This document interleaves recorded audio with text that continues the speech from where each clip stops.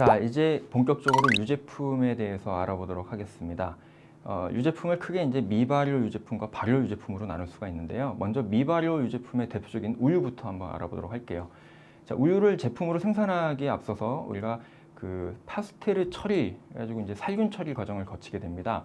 이 살균 처리 과정을 보시게 되면은 크게 이제 세 가지로 나눠볼 수가 있겠는데요. 저온 장시간 살균법, 그러니까 낮은 온도에서 로우 템퍼러처에서 장시간, 롱 타임, LT라고 하죠. 그래서 그 62도 정도의 온도에서 한 30에서 35분 정도를 살균을 하는 겁니다. 이 방법을 통해서 살균을 하게 되면 좋은 점이 그 우유의 본연의 맛을 많이 해치지 않는 그런 장점이 있겠고요. 두 번째로는 이제 고온 단시간 살균법이 있습니다. 높은 온도, 하이 템퍼러처에서 단시간, 쇼타임. 그래서 우리가 HTST라고 이제 얘기를 하는데요. 72도C 이상의 온도에서 약 15초 정도를 이제 우유를 살균을 하게 되는데요. 이렇게 됐을 때 그 우유에서 이제 그 특유의 고소한 맛이 나게 됩니다. 이런 방법을 쓰는 그 방법을 우리가 고온 단시간 처리법이라고 할 수 있겠고요. 그리고 초고온 살균법이 있습니다. 요거는 이제 UHT라고 하는데요. 울트라 하이 템퍼러처입니다. 그러니까 그 130에서 150도 정도의 고온에서 약 1에서 3초 정도 그 살균 처리를 하게 됩니다. 이 방법을 쓰게 되면은 냉장 보관을 하지 않더라도 우유를 실온에서 이제 보관을 할 수가 있게 되는 것입니다. 자, 우유를 이렇게 그 살균 처리를 한 다음에는 우리가 균질화 처리라는 과정을 거치게 되는데요. 이 균질화라는 건 뭐냐면 우유를 그냥 가만히 내버려 두면은 시간이 지나면서 위아래로 층이 분리가 됩니다. 두 부분으로요. 위쪽에는 아무래도 이제 물보다 가벼운 기름 부위, 지방이죠. 지방층이 뜨게 되고요. 밑에는 이제 수분이 많은 쪽이 이제 가라앉게 되겠죠.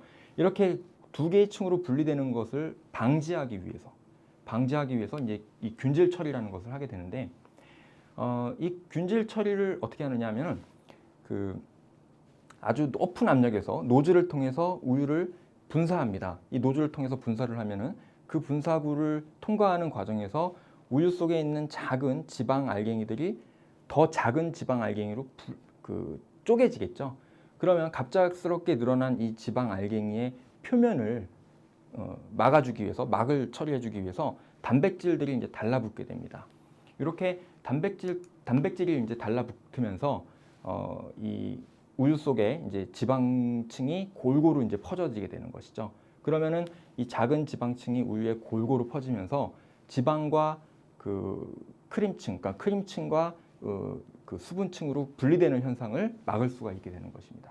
그래서 이런 균질화 처리를 이제 거치게 되는데, 균질화 처리를 거치는 과정에서 방금 전에 말씀드렸듯이 지방층의 그 표면이 벗겨진다고 했잖아요. 그럼 그 벗겨지는 그 부위에 우유 속에 있는 효소들이 침입을 합니다. 그러면 우유가 상할 수가 있겠죠. 그래서 균질화 처리를 하기 전에 혹은 하는 과정에서 반드시 파스테르 처리가 함께 이루어져야 된다는 거 기억해 두시기 바랍니다. 자, 이 균질화 처리를 했을 때 장점과 단점이 있는데요. 균질 처리를 하게 되면은 지방 방울 표면에 이 맛분자들이 달라붙기 때문에 우유 맛이 좀 싱거워질 수가 있습니다. 그런 단점이 있겠고요. 대신에 이 균질 처리를 하면은 그 지방 방울들이 숫자가 굉장히 늘어납니다. 그러면 훨씬 더 그렇죠. 크리미하면서 어떤 그 우유의 담백한 맛이 더 강화가 되는 것이죠. 그래서 우유 맛은 싱거워지지만 크림 맛은 강화되는 그런 이제 효과가 있다고 보시면 되겠습니다. 자, 그럼 우유의 조리적인 기능에 대해서 이제 한번 살펴보겠습니다. 우유를 우리가 그 요리에 사용을 할 때 여러 가지 이제 그 장점들, 어떤 기능적인 어떤 효과성을 이제 우리가 누릴 수가 있는데요. 그 중에 하나가 질감이나 향미가 증진된다는 거. 예. 이 우유를 넣음으로써 우유에 있는 그 아미노산이나 당 같은 것들이 마이야르 반응, 우리가 나중에 배울 건데요. 갈변 현상이라고 하죠. 이 마이야르 반응을 통해서 좀 더 그렇죠. 달콤하면서 고소한 맛을 낼 수 있는 그런 향미를 증진시키는 그런 역할을 할 수 있고요. 그리고 색감을 부여하는 역할을 합니다. 우유에 생선을 재우는 것을 여러분들 보신 적이 있을지 모르겠는데, 우유에 생선을 재워 놓게 되면은 우유가 그 생선 비린내를 끌어당기죠. 그래서 그런 탈취 작용을 하는 그런 역할을 합니다. 그래서 여러분들이 우유를 냉장고에 보관하실 때 그런 그 냄새가 강한 식품들과 함께 보관을 하시면 우유에 그 냄새가 배버립니다. 그래서 반드시 우유를 보관하실 때는 밀봉을 하시든지 아니면 강한 음식들하고는 좀 분리시켜서 보관을 하시는 게 좋겠습니다. 그리고 우유를 통해서 제일 그 강도를 또 증가시킬 수가 있겠죠. 그리고 그 재료를 혼합함으로써 우유가 다른 액체나 다른 어떤 그 음식물과 잘 섞입니다. 액체이기 때문에. 그래서 그것을 통해서 뭐 습이라든지 혹은 뭐 우리가 소스를 끓일 때 우유를 넣어주면 훨씬 더 그 재료가 혼합되는데 어떤 그런 그 조리적인 기능을 효과를 얻을 수가 있겠습니다. 자, 우리가 우유에 대해서 이제 알아봤고요. 앞으로 이제 크림에 대해서 한번 살펴보겠습니다. 자, 크림은 우유, 아까 말씀드렸듯이 우유를 가만히 놔두면은 위하고 아래로 분리가 된다 그랬어요. 위쪽엔 뭐가 뜨죠? 예, 지방이 뜨죠. 그래서 지방층만 모아놓은 것이 바로 크림입니다. 예, 유지방이라고 보시면 되겠습니다. 크림은. 그래서 그러니까 크림에는 이제 우유의 그 지방 비중이 가장 높은 부분을 우리가 크림이라고 하고요. 아무래도 이제 그 단백질 비중이 상대적으로 적겠죠. 그러다 보니까 안정화된, 그래서 분리가 현상이 잘 안 일어나는 것이 바로 크림입니다. 그리고 수분이 적기 때문에 굉장히 그 질감이 부드럽고 촉촉한 맛을 낸다고 보시면 되겠습니다. 자, 크림은 그럼 어떻게 만들까요? 쉽습니다. 집에서 여러분들도 만들 수 있어요. 그냥 우유를 가만히 놔두세요. 한 24시간 정도 놔두면 어떻게 돼요? 예, 분리가 됩니다. 그럼 위에 뜬 층만 싹 건져내면 그게 바로 크림입니다. 크림. 근데 너무 오래 걸리죠. 24시간을. 예, 그냥 가만히 놔둔다는 게 쉽지 않은 일이죠. 그래서 프랑스에서 19세기 후반에 원심 분리기를 이용해서 이 크림을 분리하는 그런 발명을 해냈습니다. 그래서 지금 오늘날에 와서는 이제 크림 만드는 거는 뭐 이미 그런 기계화된 공장에서 다 만들어서 나오게 됐죠. 이 크림도 이제 파스텔 처리를 하게 되는데요. 앞서서 보셨던 것처럼 살균 처리를 하게 됩니다. 근데 보통 크림은 균질화 처리는 하지 않습니다. 왜냐하면 균질화 처리를 하게 되면 이제 지방 방울들이 조그맣게 그저 쪼개진다 그랬죠. 그럼 나중에 거품을 낼 때 거품이 잘 안 일어납니다. 물론 일어나긴 일어나지만 쉽게 일어나지가 않기 때문에 일반적으로 보통의 크림은 균질화 처리를 하지 않고요. 대신에 단백질 부분과 지방 부분이 반반 섞여 있는 묽은 크림 같은 경우에는 이 균질화 처리를 해야 됩니다. 왜냐하면 분리가 되기 때문에. 그래서 분리되는 것을 방지하기 위해서 균질화 처리를 한다. 이렇게 이해를 하시면 되겠습니다. 자, 크림의 거품과 지방에 대해서 한번 살펴볼까요? 지방의 역할에 대해서 한번 알아봅시다. 달걀 흰자라든지 혹은 그 노른자라든지 뭐 이런 것들은 우리가 이 거품을 내게 되면은 그 거품을 유지시켜 주는 것이 단백질이 이제 그 역할을 하는데 이 그 우유나 크림 같은 경우는 지방이 그 거품을 유지하는 역할을 합니다. 그래서 이 거품비로 이제 휘젓다 보면은 이 기포가 이제 발생을 하게 되고 그 지방 방울들이 그 막이 이제 벗겨집니다. 하도 휘저으니까. 그 막이 벗겨지면서 그 기포 둘레에 이제 다른 지방의 그 막이 벗겨진 부위가 같이 와서 달라붙습니다. 그럼 이렇게 하나씩 달라붙다 보면은 하나의 그물망이 되겠죠. 예. 그럼 이렇게 그물망이 돼버리면 그게 바로 그렇죠. 거품이 되는 것입니다. 그럼 나중에 이제 거의 뭐 그죠? 그 뒤로 뒤집어도 안 떨어질 정도로 이제 그물망이 아주 촘촘하게 이제 맺히게 되겠죠. 근데 이걸 계속 젓게 되면은 그렇죠. 그물망이 깨져버리게 돼요. 그럼 이제 그물망이 깨져버리면은 다시 액화가 돼버릴 수 있기 때문에 너무 오래 저으면 또 안 된다는 거 기억해 두시고요.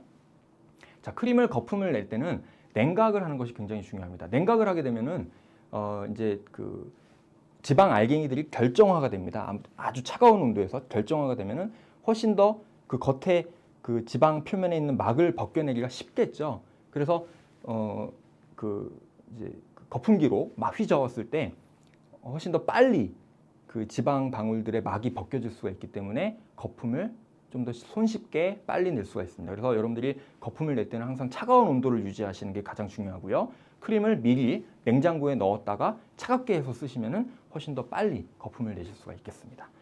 자, 이제 미발효 유제품 중에서요. 버터를 한번 만들어 볼까요? 네. 우리가 이제 버터는 방금 살펴봤던 크림을 가지고 이제 만드는데요. 이 버터를 만드는 건 굉장히 단순하면서 무식한 작업입니다. 버터가 될 때까지 계속해서 저어줘야 돼요. 예. 이렇게 계속해서 저어주다 보면은 이 지방 알갱이의 표면들이 으깨지면서 그 안에서 지방의 액상이 이제 나오게 됩니다. 그럼 그 지방들이 뭉쳐서 덩어리를 만들고 그 덩어리가 바로 버터가 되는 것입니다. 그래서 굉장히 고된 작업이었어요. 옛날에는 그 기계가 없었을 때는. 근데 이제 지금은 이제 그런 버터 만드는 기계들이 대형 기계들이 만들어졌기 때문에 그런 고생은 안 해도 되겠죠. 자, 버터를 만드는 과정에서 제일 먼저 해야 될 일은 크림을 준비하는 겁니다. 근데 이 크림을 우리가 이제 앞서서 보았던 그 살균 처리, 파스처라이제이션을 한 이 그 살균 처리한 크림을 가지고 이제 처음에 이제 준비를 하는데요. 이 생유를 먼저, 그쵸? 생유를 먼저 받으면은 크림층과 우유층으로 분리가 된다 그랬죠? 네, 이렇게 분리를 시킵니다. 그러면 이제 그 크림층은 크림층대로 파스처라이제이션, 그러니까 살균 처리를 하고, 우유는 우유대로 이제 처리를 해서 우유는 우유대로 판매를 하고, 이 크림은 이제 크림대로 따로 모아놓습니다. 자, 이 크림을 이제 베이스로 해서 우리가 버터를 만들게 되는데요. 이 크림을 그냥 이제 그 휘젓는 것이 아니라 먼저 에이징, 숙성 과정을 이제 거쳐야 되는데, 이 에이징 과정에서는 이제 살짝 씌어지게 젖산균을 넣어가지고 생크림을 살짝 씌어지게 만들기도 하고요. 아니면 그냥 생크림 자체를 사용하기도 합니다. 씌어지게 만든 생크림을 사용했을 때는 거기에 맞는 어떤 그 맛에 미묘한 차이가 있겠죠. 그래서 살짝 시게 만든 생크림을 사용하거나 혹은 그냥 일반 생크림을 사용하거나. 근데 이것을 어떻게 한다? 그렇죠. 낮은 온도, 5도씨 정도까지, 아주 낮은 온도까지 8시간 이상을 숙성을 시킵니다. 그러면 이제 이 지방 알갱이들이 결정화가 돼요. 우리가 앞서서 거품 내기 기억나시죠? 거품 내기 할 때 그 크림을 먼저 냉장고에 좀 놔뒀다가 거품을 내면 그 지방 알갱이들이 결정화가 돼서 나중에 그쵸, 거품을 낼 때 훨씬 더 쉽게 할 수 있다 그랬죠? 마찬가지 원리라고 보시면 돼요. 이렇게 숙성을 시키면은 그 유지방의 절반 정도 이상이 결정화가 됩니다. 그럼 이렇게 결정화가 된 상태에서 처닝, 적기를 합니다. 적기, 영어로 처닝, 비슷하죠? 적기, 처닝. 그래서 그렇게 외워두시면 돼요. 처닝을 하는데 이 처닝은 계속해서 저어주는 건데요. 옛날에는 이제 기계가 없었을 때는 그냥 손으로 계속해서 저었는데 이제는 기계로 이제 적게 됩니다. 자, 기계로 저을 때는 지방 방울방울들을 이제 심하게 흔들어 줌으로써 그 겉에 막을 벗겨내고 그게 이제 하다못해 이제 그 막이 벗겨지면서 으깨지는 거예요. 그럼 그 안에 들어있던 지방이 흘러나오게 되죠. 그럼 그 지방들이 하나씩 하나씩 뭉치면서 처닝이 계속되는 동안 그 크기가 점점 커지게 됩니다. 그러면 이제 나중에는 하나의 덩어리가 되겠죠. 그렇게 해서 이 덩어리가 된 버터 알갱이들, 이 버터 알갱이들을 건져내고 물기는 따라내는데요. 그 물기가 바로 버터밀크라고 보시면 돼요. 버터밀크. 버터밀크는 그렇게 나오고요. 그리고 이제 그 알갱이들은 깨끗하게 씻어가지고 따로 모아놓습니다. 그럼 이것이 이제 버터 알갱이가 되는 것이고요. 이 버터 알갱이를 따로 씻어내서 이제 따로 모아놓고 이 이기기를 하는데요. 워킹이라고 이제 표현을 해놨죠. 이기기. 그러니까 계속해서 반죽을 하는 거예요. 그러면 이제 이 안에 들어있는 남은 그 버터 밀크들이 좀 더 작은 방울로 이제 쪼개지면서 아주 그 고형화된 아주 맛있는 그런 버터로 이제 탄생이 됩니다. 그럼 여기에 우리가 우유로 만들었기 때문에 버터는 사실상 하얀색인데 여러분들 가끔 보면 버터가 약간 노르스름한 색이 나죠? 예, 이제 그거는 이제 정제 카로틴 같은 걸 첨가해서 색상을 이제 준 거예요. 부여를 해준 거예요. 혹은 소금을 넣기도 하고요. 뭐 모든 버터에 다 소금을 넣는 건 아니고 소금을 넣는 버터를 우리가 가염 버터라고 하죠. 그래서 이런 과정을 거쳐서 우리가 버터를 만든다. 이렇게 이해를 하시면 되겠습니다.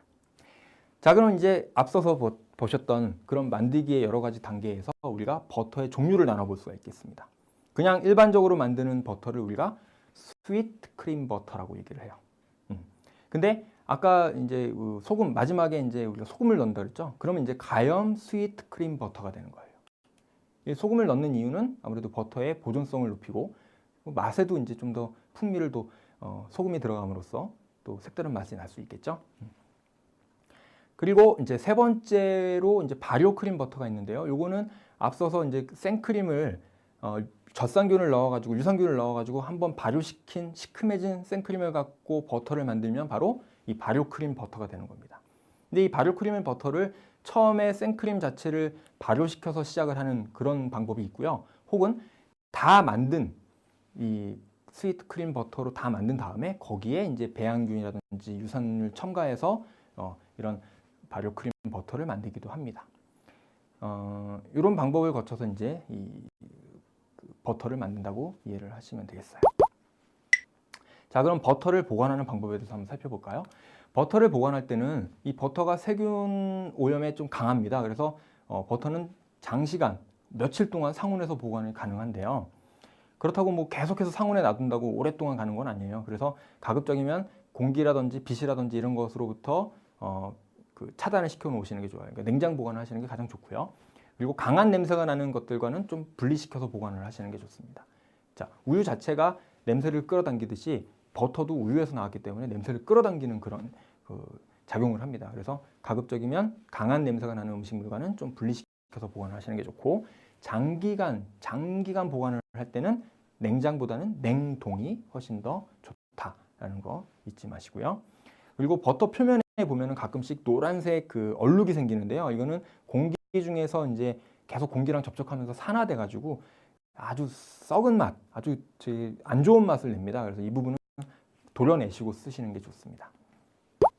자, 버터를 이제 조리에 사용할 때 우리가 베르 누아제트라는 거 혹시 들어보셨는지 모르겠는데, 베르라는 말은 이제 불어로 버터를 얘기하고요. 누아제트라는 말은 헤이즐넛을 얘기합니다. 누아제트. 그래서 헤이즐넛 향이 나는 버터. 어떻게 하면 버터에서 헤이즐넛 향이 날까? 네, 제가 비법을 알려드리겠습니다. 어떻게 한다? 버터를 120도까지 가열을 합니다. 그럼 이제 버터가 수분이 증발하면서 흰색 잔여물이 남게 돼요. 그럼 이게 유당과 단백질 분자인데요. 이것이 이제 반응을 하면서 마이야르 반응에 의해서 갈변을 합니다. 그러니까 갈색으로 노르스름하게 변화를 하기 시작해요. 그럼 그때 새로운 향 물질이 이제 이 안에서 생성이 되는데, 그 향이 바로 헤이즐넛 향처럼 고소한 향을 낸다 해서 우리가 베르 누아제트, 뭐 헤이즐넛 버터 이렇게 이제 얘기를 합니다. 이런 버터를 만든 다음에 이거를 이제 생선 같은데 요리할 때 가자미 구이 뭐 이런 거 할 때 위에다 살짝 뿌려주면은 그 가자미의 어떤 풍부한 맛을 내는데 도움이 되겠죠. 그래서 그렇게 사용하기도 하고요. 그다음에 정제 버터라는 게 있는데요. 정제 버터는 우리 버터를 일반적으로 가열을 하면은 금세 타버려요. 그렇기 때문에 이 버터 안에 들어있는 수분이라든지 그다음에 단백질 고형분 이런 것들은 다 제거를 해주고 순수한 지방 부분만 남긴 것을 바로 우리가 정제 버터라고 얘기합니다. 그리고 정제 버터 만드는 방법은 굉장히 쉬워요. 천천히 가열을 해가지고 위에 뜨는 부분, 밑에 가라앉는 부분 다 제거해주고 가운데 맑은 액상 부분만 건져내면 그것이 바로 정제 버터다. 정제 버터는 200도씨까지 견딥니다. 그래서 요리에 사용하기 아주 좋습니다. 그래서 여러분들이 요리에 쓰실 때는 이렇게 그냥 버터를 막 쓰시지 마시고 정제 버터를 만들어서 쓰시면 버터의 풍미도 주면서 안 타게 요리를 하실 수가 있다는 거 잊지 마시고요. 자, 우리가 이제 마가린을 빼놓고 얘기 안 할 수가 없습니다. 마가린을 꼭 이제 우리가 또 한번 짚고 넘어가 봐야겠는데요. 이 마가린이라는 건 사실 이제 가짜 버터죠. 예. 이 버터를 대체할 뭔가를 만들려고 이제 나폴레옹 3세가 지시를 합니다. 그래서 이제 선택이 된 발명품이었어요. 1869년에 프랑스의 어떤 화학자가 만들어냈는데요. 이 버터를 만들고 남은 스kim 밀크, 이 우유 있잖아요. 그 우유를 넣어가지고 이제 맛을 좀 더 우유 맛을 좀 더 내가지고 가짜 버터로서의 역할을 톡톡하게 해내서 선풍적인 인기를 끌게 되죠. 2차 세계대전 이후에는 이 버터가 이제 수소 첨가 공정이라는 것이 이제 발명되면서 식물성 마가린, 우리가 식물성 기름 같은 경우는 실온에서 액체 상태로 있잖아요. 근데 이 수소 공정, 수소 첨가 공정을 통해서 실온에서도 고체 상태로 만들어낸 거예요. 이 식물성 기름을. 그래서 그것이 식물성 마가린이 된 거고요. 이 식물성 마가린이 2차 세계대전 이후에 이 버터 자체가 굉장히 건강에 안 좋다. 포화 지방이기 때문에 혈중 콜레스테롤 수치를 높이는 안 좋은 영향을 미친다라는 어떤 그런 연구 결과에 의해서 그러면 우리 마가린을 먹자. 마가린은 식물성이니까 건강에 좋을 것이다. 라고 이제 사람들이 인식을 하고 그 마가린을 먹기 시작합니다. 근데 알고 봤더니 마가린은 그렇죠. 여러분들 잘 아시는 트랜스 지방, 이 트랜스 지방산에 의해서 오히려 버터보다 훨씬 더 안 좋은 그런 결과를 주기 때문에 최근에는 또 이제 이 마가린 소비도 굉장히 주춤을 했죠. 이제 제조업자들이 그래서 이제는 무 트랜스 지방 마가린을 만들어내기 시작했습니다. 네. 자, 이렇게 해서 우리가 발효 유제품들 살펴보았습니다. 우유, 크림, 버터, 그리고 마가린. 예. 이런 것들에 대해서 좀 자세히 내용들을 살펴보았고요. 기억을 잘 해주시기 바랍니다. 여러분들 아이스크림 좋아하시죠? 아이스크림 만드는 방법에 대해서 한번 살펴볼까요? 우리가 이제 이 아이스크림을 만들 때 흡열 효과라는 걸 이용하게 되는데요. 이 흡열 효과라는 건 뭐냐면은 크림 자체는 그 물보다 순수한 물보다는 어는 점이 굉장히 낮습니다. 그래서 일반적으로 물이 어는 그 온도에서는 얼질 않습니다. 그럼 어떻게 이 아이스크림을 만들 수 있을까요? 자, 정답은 이 화학적인 효과 덕분인데요. 얼음에다가 소금을 왕창 넣습니다. 그러면 이제 이 얼음이 그 녹는 점이 훨씬 더 낮아지게 되면서 이 주변에 있는 것들을 더 차갑게 만드는 그런 그 흡열 효과를 보여줍니다. 그래서 여러분들이 집에서 아이스크림 만드실 때 큰 용기에다가 얼음을 채우시고 거기에 왕소금을 막 뿌립니다. 그리고 다시 조그마한 용기에다가 아이스크림 그 용액을 넣고요. 요즘 뭐 시중에 많이 팔잖아요. 그리고 계속 저어줍니다. 그러면 저으면서 온도를 계속 낮춰지면서 이제 용액이 점점 굳어집니다. 어느 정도 굳어지면 냉동고에 넣어서 얼려 드시면 돼요. 그럼 이제 아이스크림이 되는 거죠. 자, 문제는 그렇죠. 팔이 무척 아프겠죠. 그래서 여러분들이 하실 때는 각오를 하시고 열심히 휘저으셔야 됩니다. 자, 이렇게 이제 옛날에는 이런 방식으로 이제 아이스크림을 만들어 먹었어요. 냉매가 들어있는 통에다가, 큰 통에다가 이 아이스크림 베이스를 넣고 손으로 계속 돌려가면서 아이스크림을 만드는 거예요.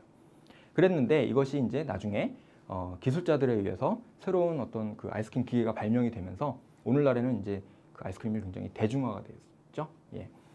자, 이 아이스크림을 뭐 네로 황제가 먹었다 이런 얘기가 있는데 네로 황제가 먹었던 아이스크림은 사실 제가 봤을 때는 아이스크림은 아닌 것 같고요. 아이스크림은 반드시 유지방이 들어가야 되는데 뭐 그 당시에 유지방을 넣은 아이스크림을 만들어 먹었을 것 같지는 않고 아마도 그 만년설, 그러니까 얼음에다가 과일을 넣어가지고 마치 이제 빙수 같은 그런 걸 먹지 않았을까 하고 이제 추측을 해봅니다. 그러니까 아이스크림이 발견된 거는 사실상 13세기, 아무리 빨라도 13세기 이후다 이렇게 이제 이해를 하시면 되겠습니다. 자, 아이스크림의 구조와 유형에 대해서 한번 살펴볼게요.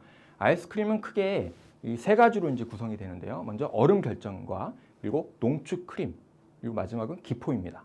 자, 얼음 결정이라는 건 뭐냐면요. 아이스크림 베이스가 얼면서 그 얼음 결정이 이제 형성이 되는데요. 이 얼음 결정이 작을수록 입에 넣었을 때 질감이 부드럽겠죠. 그래서 굉장히 얼음 결정은 작게 나오려면은 어떻게 해요? 열심히 휘저어야 된다는 거 기억해 두시고요. 그리고 농축 크림, 이 크리미한 느낌이 이제 사람들이 먹었을 때 아이스크림 먹었을 때 입안에서 녹는 어떤 그런 질감을 이제 주는 가장 큰 역할을 하는데요. 이 베이스에 이제 용해되어 있는 이 설탕 덕분에 어는 점이 굉장히 낮아집니다. 그래서 잘 얼질 않습니다. 그래서 이 농축 크림 자체는 그 아이스크림 안에서 얼어 있다기보다는 얼음 결정들 사이에 조금씩 존재함으로써 얼음 결정들을 이렇게 뭉쳐주는 역할을 한다고 보시면 되겠습니다. 그리고 마지막으로 기포가 있는데요. 이 기포는 휘젓는 과정에서 이제 공기가 주입이 되는 건데요. 이 공기가 들어감으로써 아이스크림이 부풀어 오르게 되는 것이죠. 그럼 입에 넣었을 때 좀 더 풍성한 느낌이 들겠죠. 우리가 이러한 부피, 공기의 부피 증가분을 우리가 오버런이라고 이제 표현을 하는데요. 흔히 이제 사람들은 오버런이 높으면 높을수록 아이스크림이 훨씬 더 고급스럽고 맛있을 것이다라고 생각을 하시는데 그렇지는 않습니다. 왜냐하면 어차피 그 공기는 입안에 들어가면 없어져 버리기 때문에 아이스크림이 더 빨리 녹을 수밖에 없겠죠. 그래서 오버런이 무조건 높다고 해서 맛있는 아이스크림은 아니다. 이렇게 이해를 하시면 되겠습니다. 아이스크림에는 크게 표준 아이스크림, 그러니까 크림과 우유를 가지고 만드는 필라델피아식 스타일의 아이스크림이 있고요. 여기에 계란이 들어간 프랑스 스타일의 아이스크림이 있습니다. 자, 아이스크림 만들기에 대해서 한번 살펴볼까요? 먼저 베이스를 만드는데요. 아이스크림 베이스를 만드는데 아까 말씀드렸듯이 프렌치 스타일로 할 것이냐 필라델피아 스타일로 할 것이냐 그건 이제 여러분들이 결정을 하시면 되는데 보통 프렌치 스타일로 많이 만드시죠. 계란과 우유, 크림 이걸 넣고 이제 베이스를 만듭니다. 그리고 이제 이 베이스를 차갑게 식힌 후에 회전과 냉각이 동시에 이루어지는 아이스크림 기계에 넣습니다. 그리고 계속 돌리면서 냉각을 시키죠. 그럼 어느 정도 얼어붙습니다. 근데 꽝꽝 어는 게 아니라요. 살짝 얼어붙습니다. 그럼 이 베이스가 뻑뻑해진 상태에서 냉동고에 넣고 그리고 이제 얼려버리시면 됩니다. 자, 아이스크림을 보관할